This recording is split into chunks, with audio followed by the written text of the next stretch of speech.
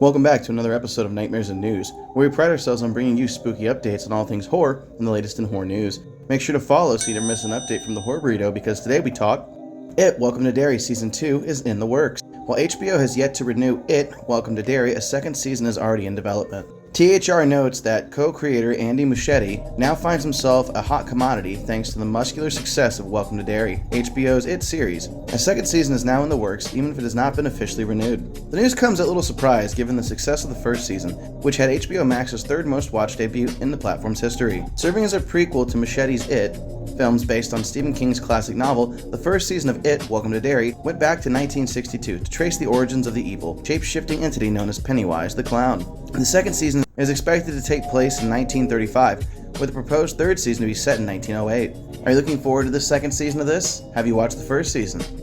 Atmospheric psychological horror title Loan Shark out now on PlayStation. After launching on Steam last August and then the Xbox Series last week, Studio Ortica completes the trifecta with the launch of their short psychological horror title Loan Shark on the PlayStation Store. Drawing on classic Deal with the Devil storytelling, Loan Shark unfolds a compact psychological horror experience focused on pressure, choice, and the consequence. In Loan Shark, players step into the worn boots of indebted angler, trapped in a cycle of obligation he cannot escape. A single night at sea, meant to be routine, becomes something else entirely. The water feels heavier, the silence stretches, and when the net finally comes up, they carry far more than fish. That is when you meet Cagaluso, a one-eyed talking fish whose strange gift promises salvation. His offer is simple, almost reasonable, too reasonable. What follows is not a power fantasy, but a slow, unsettling negotiation where every gain seems to leave something behind. Time, certainty, morality, all become part of the exchange. A focused narrative horror adventure lasting approximately 30 minutes in length, you must track bites of your line from below the surface, while eerie watchers lurk in the depths.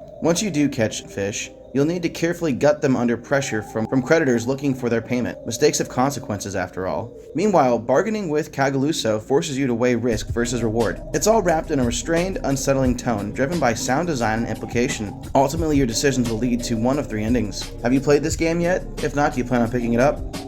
Funko stitches together Universal monsters for patchwork pop figures. Funko is giving 4 classic Universal monsters a patchwork makeover with a new series of pop figures. The wave includes Dracula, the Invisible Man, Frankenstein, the Bride of Frankenstein. Pre-orders are expected to launch Friday, January 23rd at 9 a.m., 12 p.m. Eastern Pacific Time. Funko has been getting experimental with their horror pops. Just recently, they released a Friday the 13th, Saw, Trick or Treat, and Terrifier Doodle Pops. Have you picked these up for your collection? Kenan Thompson and Kel Mitchell to reunite for Kenan and Kel Meet Frankenstein. 90s teen comedy duo Kenan Thompson and Kel Mitchell are gearing up for a monstrous reunion. Mitchell joined Thompson on his Prime Video talk show Good Sports to break the news that they're working on a Kenan and Kel Meet Frankenstein project. The former Nickelodeon stars will play delivery drivers whose routine drop-off takes a terrifying turn when they arrive at a creepy, out-of-place castle and accidentally awaken Frankenstein's monster, turning an ordinary night into a fight for survival. To quote, "Kel and I have always loved finding new ways to work together, and this project felt like the perfect mix of nostalgia and comedy, something completely unexpected," says Thompson. "We're excited to bring a fresh take on a classic monster story and have some fun while doing it." Kenan and Kel first met on the children's sketch comedy show All That before teaming up for a sitcom Kenan and Kel, and the All That spinoff featured Good Burger. Thompson went on to Saturday Night Live, but he re-teamed up with Mitchell for Good Burger 2 in 2023. Thompson is also producing the upcoming Sleepaway Camp remake.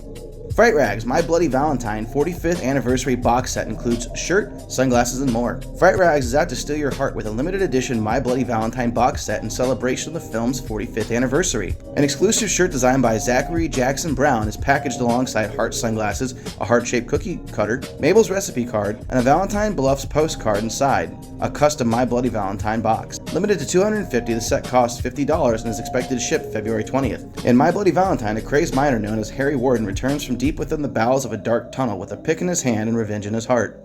And that's all the news I have for you today, my lovely fiends. Stay spooky, keep those claws sharp, and consume more souls of the living. I've been your host, Bumps in the Night, and remember that horror is a beautiful thing. As always, if you enjoyed today's content, consider clicking the buttons like, comment, share, subscribe, are all fantastic things that help out this channel. And with that, I'll scare you in the next one.